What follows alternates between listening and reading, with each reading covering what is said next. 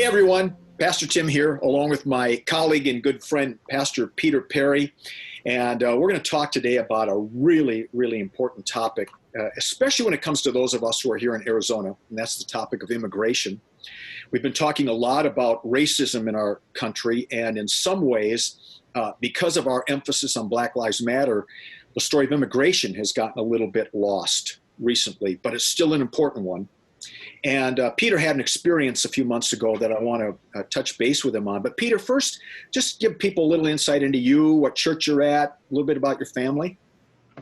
Thanks, Pastor Tim. I'm Peter Perry, and I'm the pastor at St. John's Lutheran Church in Glendale. We're on 51st Avenue, just north of Glendale Avenue, near downtown Glendale. And we've been just honored to partner with Community of Grace and been touched by your hospitality with Vacation Bible School, and you got canned goods and other non-perishable foods that you brought to our food pantry, and we're helping to distribute food to about 75 families a day on Monday, Wednesday, and Thursday that come to our food pantry, and so I want to say a big thank you on behalf of those families and St. John's for your support. And I'm an Arizona native. I was born at St. Joseph's Hospital and have lived in some other places, but have always come back to Arizona. My wife teaches chemistry at Glendale Community College, and then I have two daughters, 20 and 17. My oldest is a junior at NAU, and my youngest is a senior at Apollo High School. And so it's just great to be here, and I'm honored to be a part of this conversation, Pastor Tim. You are the dean of the Cactus Conference. Now, that sounds really impressive. What does a dean of a Cactus Conference do, and what's a Cactus Conference? You know, this is a great question. So Community of Grace, like St. John's, we're all part of the Grand Canyon Synod of the ELCA. And the Grand Canyon Synod is 89 congregations, then other ministries in Arizona, Southern Nevada, and St. George, Utah. Don't forget St. George, Utah. That's right. Yeah. And that territory is then divided up into conferences, and we're a part of the Cactus Conference. Both Community of Grace and St. John's, we're part of the Cactus Conference, which actually stretches. St. John's is the easternmost congregation in the conference. And the conference stretches all the way to the California border, actually down to Yuma. Mm-hmm. And so we more or less take in the West Valley of the Phoenix Valley area all the way to Yuma. And so I'm the dean, which means that with about $3 I can get coffee at Starbucks. Well, actually what that means is that the bishop has asked me to help pull leaders, pastors, especially from these congregations in the West Valley all the way to Yuma, the Cactus Conference. And she has asked me to help pull these pastors together to help communication between this group of pastors and congregations and the bishop, and helped us to try to coordinate things and keep us all on the same page. And so I'm honored to serve as your dean. I'm honored that Pastor Tim is a faithful part of our Tuesday Bible study and pastors gathering, and so we're grateful for his leadership. And you all should know at Community of Grace what a trusted and faithful leader Pastor Tim is for our conference and for other congregations too. Thank you. And Peter actually has asked me to be the dean conference 3 times for a total of 3 hours, and the burden, Peter, of stepping into your shoes has been, it's just intense. I don't know how you do it, and be the pastor of a church. It's amazing to me. So thank you for doing that. All right, so before we dive into the topic, I have a question for you. Is it true that Pastor Peter Perry packed a backpack of Peter Piper pizza with pickled peppers and pencils and crayons and pizza and oh, I blew it. I got to start over again. I'm going to do it again. Is it true? This is round 2. Is it true that Pastor Peter Perry packed a backpack of Peter Piper pizza with pickled peppers, popcorn, peanuts, pencils, and pens, and a partridge in a pear tree alongside Peter Parker near Peyton Place in Pittsburgh, Pennsylvania during a pandemic while watching Porky Pig pound the pavement to Portland, Peoria, and Portugal. Whew, got it the second time I got it. Preaching peripatetically, perhaps. There, I love that, while doing the pirouette. You may have the new winner. I've challenged every congregation I've served to come up with a sentence, an intelligible somewhat sentence, that every word begins with P. So you may have done it. You may have done it. I spent months working on that, and then had it ready, and then I blew it. But I got it out the second time, so that's good. All right, so the reason why I've asked Peter to be with us, and we were going to do this several months ago, and then COVID hit, and so now's a great time to do it. Peter had a chance with our bishop, Bishop Deborah Hutterer, to head on down to the border. And it was really a chance for them to go and see what work is being done on the border with our immigrants. And Peter came back and made a report that was really eye-opening for me. And it was eye-opening not only because of the experience he had, but because of some of the things that he learned, words that matter that we don't often hear when we're having this discussion. And so, Peter, let's start first with what you learned about immigration itself versus refugees and so on. I think that really helps create a context for us. Yeah, Pastor Tim, I think it's really important we use the words accurately here. You know, as my kids were growing up, I was always trying to get them to use the right word. You know how children have a tendency to just say thing for every, you know, go get that thing, right? Yeah. And that inaccuracy does not help us communicate. And so I really want to strongly encourage everybody who's participating right now, if you're listening to this, to really try to take home to separate 4 different words here, phrases. And so the first one I want to just say is the word asylee or asylum seeker. And this is a person who their status has not yet been determined, but they have shown up at some port of entry claiming that they can no longer live safely in their country.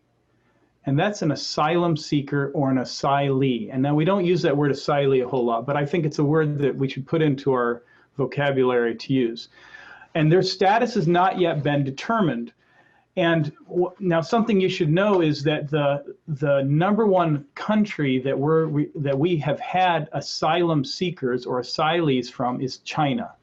Mm. And so most recent data that I have is from 2018, 22% of people seeking asylum in the United States are from China.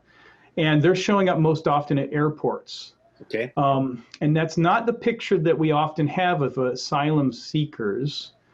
When I was down in Mexico in September of last year, we did go down and visit several shelters where asylum seekers were staying, and I'm sure we're going to get more into that, Pastor Tim. Yeah. But so the first word is asylee or asylum seeker, and that's a person we don't know what their status is. That's part of what has to be determined. Is there really a threat against them? Is there really a problem back home that they can't go home? But now a second type of person is what we call a refugee. And now this is a person who their status is known. In another country, it has been discovered that that person cannot go back to their home safely. And so they have then gone through the process from another country to come to the United States. And they've been vetted, they've had FBI background checks, they've had interviews, they've had health exams, they've had so many different security exams, and that's all happened while they're in another country. At St. John's, I'm very privileged to work with a community of South Sudanese refugees, people who came to the United States mostly at the end of the 1990s, beginning of the 2000s from South Sudan after civil war there. And they come from a village called Bor, where militias came through and killed all the men, and the children fled from that. And they fled typically to Ethiopia or Kenya or other countries. And they spent time in a refugee camp where they then went through this process to come to the United States. Very long, grueling process. The camp that most of them spent time in was a place called Kakuma in Kenya. And this was established in 1992 and it was meant to hold only 40,000 people. It now holds 180,000 people. Wow. 400, excuse me, it's just a giant tent city in Kenya. And these are all people who can't go home. Their status as refugees has already been established, but they are in slow processes to try to come to the United States and other countries. And it still is ongoing that there's refugees. Again, these are people we know they can't go home. And so they're waiting to try to get to a place where they can start to rebuild a life, but their lives and children's lives, and now even because this has gone on so long, their grandchildren's lives are now happening in this camp in Kenya. And this is happening in other places in the world. There are an estimated 25.9 million refugees around the world right now. And you know, just stop to let that soak in. You know, I believe Phoenix is what, 6 million people right now? Yeah. And so we're talking over 4 times the size of Phoenix, people who can't go home. And we know they can't. This has been proven. And they're trying to find a new home. So that's a refugee, and we need to keep that real clear. Their status is known. The third kind of person is an immigrant. Now, this is not somebody who's leaving their country because it's unsafe to be there, because they feel like they're threatened. This is someone who wants to leave their country for economic opportunity, to be with family, for other kinds of reasons. And an immigrant is someone who's gone through the process of getting legal immigration papers to come here to the United States. And so we want to, an immigrant is not the same as a refugee. And sometimes I see in the newspaper, or I'm talking to somebody and we're talking about refugees and they say, oh, well, we don't need more immigrants. Well, but we're not talking about immigrants. Refugees, again, are people who can't go home, and we know that. An immigrant is somebody who wants to come here. And then the fourth group of people we should make very distinct is people who do not have papers, or illegal immigrants, or sometimes these are people who come to the United States and they do not have the legal right to be here. They have not gotten the paperwork. And so we want to be sure that we're not referring to refugees or asylees as illegal immigrants, and we don't want to call someone who's an immigrant a refugee or an asylee, if we can try to keep all 4 of these categories separate. Peter, do you happen to know what the percentage is of who's coming? Because what we hear is, of course, we're hearing stories about illegal immigration. That's why the wall is up or being built. So kind of, do you have that breakdown? Yeah, I can give you some of those numbers. So the asylum seekers, again, the numbers have been changing. And so let's just talk about the asylum seekers. Every year, the Congress has given the authority to the president to decide how many refugees can come into the United States. Okay. And so the number of refugees in 1980, and who was president in 1980? Ronald Reagan. Ronald Reagan. When Ronald Reagan was president, the U.S. received 207,000 refugees. And the president set the maximum at 231,000. In 2016, the U.S. received 85,000 refugees, which was the maximum set by President Obama in that year. In 2018, President Trump set 22,000 to be the maximum number of refugees. Now, an asylum seeker, once it's established, an asylee is truly being threatened. They've gone through interviews and checks to see if there truly is a threat. If they are found to be threatened in their home country, then they essentially enter the same stream as the refugee. Then they get changed to refugee status. Okay. In order to come into the United States. In terms of immigrants, let me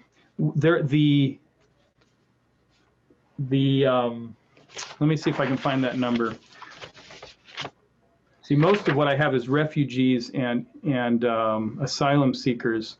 And all of this is changing, and I don't know how to express this quite, Pastor Tim. So if I could ask, in part what you're saying is, with these four different types of people, we do have a process for the first three. Yes. And that may be overgeneralizing, but we have a process for the first three. It's the people who come without papers where the process gets a bit muddled. That's the group of people who make the news, but that's not necessarily the biggest group of people trying to get in the United States of America. No, that's exactly right. That and I guess to return to my experience in Nogales back in September, is so part of what we did is we went down to Nogales to visit several shelters that are run by a ministry called Cruzando Fronteras. And this is a joint ministry between Episcopalians and Lutherans to try to provide safe places for asylum seekers that are on the other side of the border. Right. This is asylum seekers now. Yeah, not refugees, not immigrants, and not illegal immigrants. This is asylum seekers or asylees.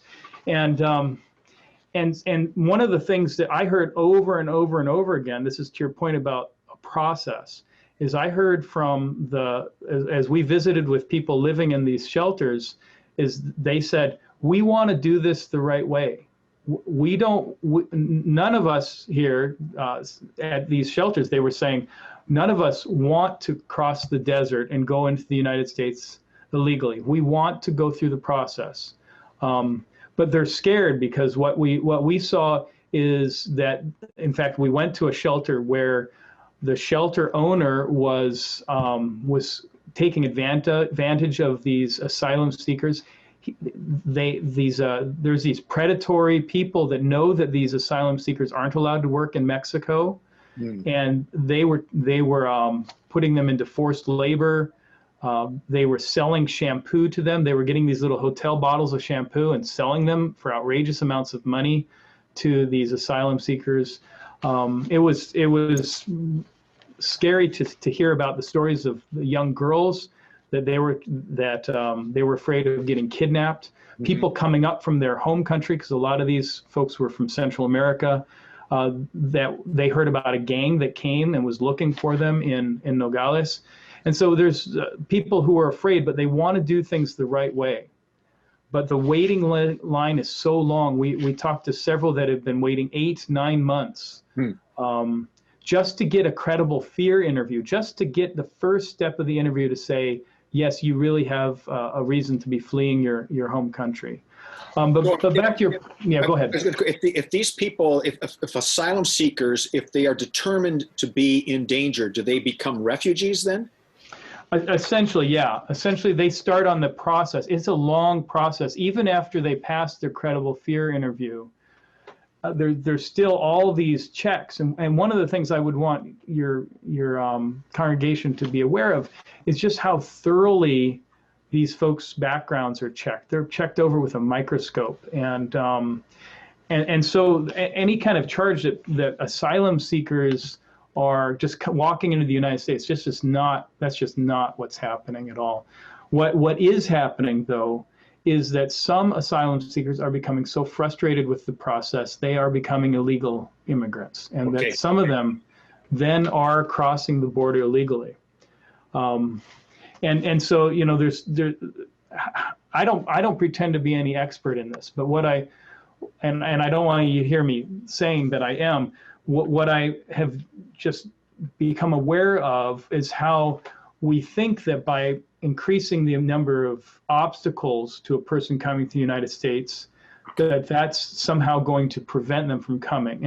And the reality is that you create an obstacle here and make it more difficult in one way, and then people then try to find ways to skirt around the system. Sure. And so how do we come up with a system that is orderly, that allows people to come to the United States who are genuinely fleeing oppression and difficult times as refugees, and then how do we help people who want to immigrate to the United States and create a process that allows them to move forward to provide jobs and other things that we need in the United States without creating such pressure that people then want to go around the system. And then we have more people, illegal immigrants that come here. And so we have to find some kind of balance in this very complex system. Peter, when we talk about immigrants, now these are the people who are in the system to be processed. It's not just people from Mexico. These can be people from any country, Australia, New Zealand, Germany, China, whatever it might be. Was your impression that most of the illegal immigrants who are trying to come over, they're coming from Mexico? Would they be mainly Mexican people? Are they also asylees? Did you have a sense of the difference? Because these people who are trying to get in from Mexico may not necessarily be asylees or refugees, but they would argue that they can't make a living or live in that country. Yeah, and so one of the things that has to be established is an asylee who comes and says, "Oh, I can't find a job," is immediately said, "You can't come here as a refugee or an asylum seeker. You need to go get in line to become an immigrant." And so, this is the people that I talked to. I didn't talk to anybody who was leaving Guerrero State in Mexico who was coming looking for a job. In Guerrero State, there was a woman that we talked to that ran a fruit business, and their gangs were coming in and they kidnapped her daughter, actually, and they paid the ransom. And as soon as this family paid the ransom for this girl, they said, "Our fruit business isn't worth this, we're leaving." And so they packed everything up and they left that same day that they got their daughter back from this kidnapping. And so they've come up and they were staying at this shelter in Nogales. And so they're not looking for economic opportunity. They're trying to keep their children safe. Yeah. And it's such a human problem that gets politicized. And there need to be political answers to some of these. You and I have been pastors long enough to know that if we say things and people agree with it, it's biblical. If we say things and people disagree, quit talking about politics and get back to the Bible, right? But these things are not always that simple. But this is a Christian issue as well, regardless of what our political solutions are. And why for you is this a Christian issue? That's the question, isn't it, Pastor Tim? Is that we're called to follow Jesus. We're not called to follow a political party or an ideology. Jesus is our Lord, we say. And Jesus tells us time and time again, love your neighbor as yourself. He tells the parable of the Good Samaritan is the question, who is my neighbor? And so it's hard for me not to hear the stories like of this woman whose daughter was kidnapped and who abandoned their fruit business out of fear to say, she is my neighbor. And I hear Jesus saying to me that this woman is my neighbor. And so how can I treat her as a neighbor? How can I love her as myself? And again, I don't have all the political ideas or the solutions, the legal solutions for how to solve this. But I think for us as Christians, for me at least, I'll speak for myself, it starts with acknowledging that these are neighbors. Mm-hmm. And what's going to lead to loving them? How can I follow Jesus to love them? And that's not necessarily going to mean giving that person everything they want. Right. But it is going to mean that I'm interested in their welfare and their well-being. And how can I help to persuade others to see them as a neighbor? And I guess I'd want to think about our language too, again, Pastor Tim. We're using the words asylee, mm-hmm. refugee, immigrant, illegal immigrant, makes it sound like these are essential terms for these human beings, these people created by God. And so I guess I would want us to try to find ways to remember that these are These are people created by God, loved by God, people that Jesus lived and died for and was raised for, people who God wants to have an eternal relationship with, and people that I want to spend eternity with. And so how can we help to remember the essential humanity, the essential love by God of each of these people, and make those labels, those terms, as helpful as they are for communication, always secondary, always temporary. So that's really where I start as a Christian, following Jesus. Yeah, and that's so helpful. And of course, it doesn't necessarily make the issue easier.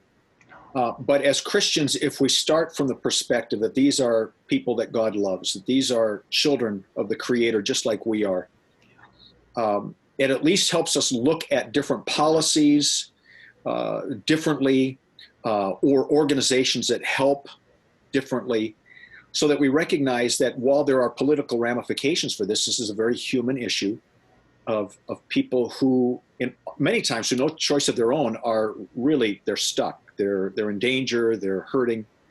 And it's just good for us to get that kind of perspective again. So it doesn't matter if we're Republicans or Democrats at this point. We follow Jesus, and our starting point is to love. Now, what's the most loving thing to do in the context of being the United States of America? And so this has been really helpful. My whole point today, those of you listening, was just to have Peter come and begin to give us a little foundation to build on, because this will be an issue certainly in the 2020 election, and it's not an issue that's going to go away. And in some ways, it does feed into the whole racism story that we have going on as well. How do we treat people? Hierarchies, who's important, who's not. And as Christians, I think the pandemic has called us to be aware of who people are. We're sitting in our homes, we're watching these stories on TV, and we can't ignore it anymore. So what does it mean to be loving and gracious? So Peter, thank you so much for your time. And I'm going to try it one more time. All right? Let's see if I can do it now straight through without flubbing. We have been listening to Pastor Peter Perry, who packed a backpack of Peter Piper pizza with pickled peppers, popcorn, peanuts, pencils, pens, along with a partridge in a pear tree, along with Peter Parker, nearby Peyton Place in Pittsburgh, Pennsylvania, during a pandemic, while watching Porky Pig pound the pavement to Portland, Portugal, and Peoria, while preaching peripatetically. And I'm not even going to define what peripatetically looks like, or it means, because I don't know. That's just a big word Peter threw out. And by the way, just so you know, when we do our Bible studies with Peter, he's always got his Greek New Testament. The rest of us have our 6th grade language English Bibles. And the whole Bible study is, Peter, what does the Greek say? And Peter, what is it I should be saying in my sermon this week? That's why he's our dean. So you're an amazing man, and we appreciate the work that you're doing. And I've been sending some of our folks to your food pantry to bring food over there. And we're going to continue to do that. We need a good partner with that. And so thank you so much for your time, Peter. Really appreciate it. By the way, do you eat Peter Piper pizza? I do, yeah. Yeah. Have you ever packed a backpack of Peter Piper pizza? No, never packed a backpack. And you've never used pickled peppers? I love pickled peppers. How about pens and pencils? Use those too. Partridge in a pear tree? Never had that. Sing a song. Have you met Peter Parker? Love to. Yeah. Have you ever been to Peyton Place or seen the show? No. Heard of it? Okay. Been to Pittsburgh, Pennsylvania? Been to Pittsburgh, yeah. Yeah. And have you been in a pandemic? Just like you, man. All right. And have you ever watched Porky Pig? I have. Many times. Pavement. Yep. Okay. All right. And you have preached peripatetically, whatever that means. I have. Yeah. Have you ever done a pirouette?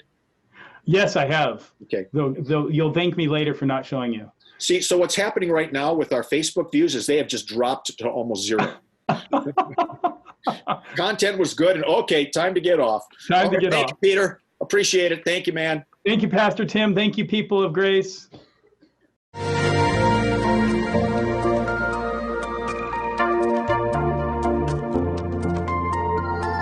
Thank you.